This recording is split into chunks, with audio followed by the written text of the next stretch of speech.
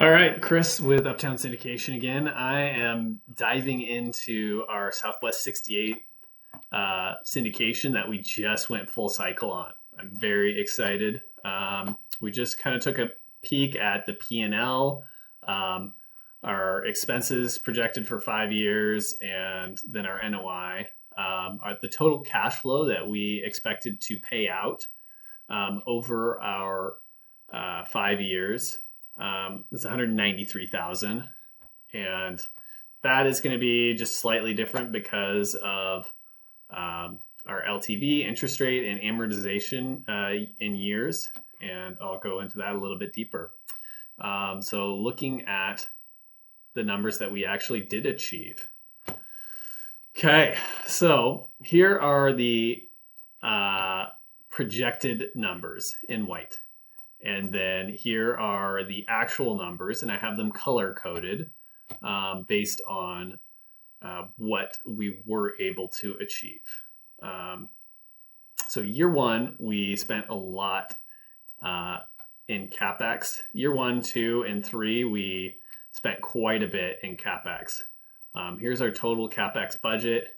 And if we calculate the sum of these three, we pretty much spent it all in year one. And then we're basically spot on that CapEx budget. If you add this 13,000 right here.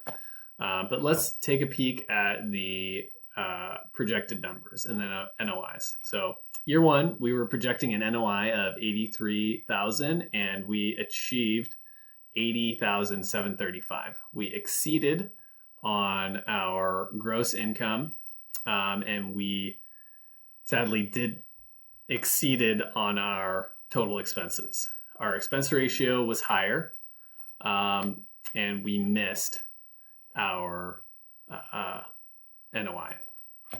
Year two, we had significantly higher expenses. And I'm not exactly sure why we had so much higher expenses. We were stabilizing the property and investing a lot of a lot of CapEx into it. I believe that we redid 3 of the roofs at the property. And as well, we had a down unit that we were dealing with. So we did a lot of remodeling in that year, and probably some of this expense budget was included in that. Year 3, we did much better. We still missed our NOI by a little bit. We also missed, I added a utility bill back into this.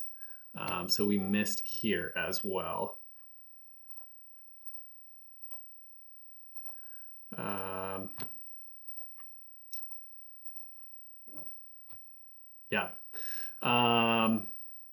We did pretty darn close on our expenses. So the property's kind of stabilizing, and then we were relatively close on our NOIs. CapEx, we did quite well. And our cash flow numbers, we were a little low of what we were projecting. And then finally in 2024, 25, property really started to stabilize, and we kept our expenses low and our income much higher. So we did a great job there, and we kept our CapEx low. And this is the actual point in time when we started getting real serious interest in selling the property.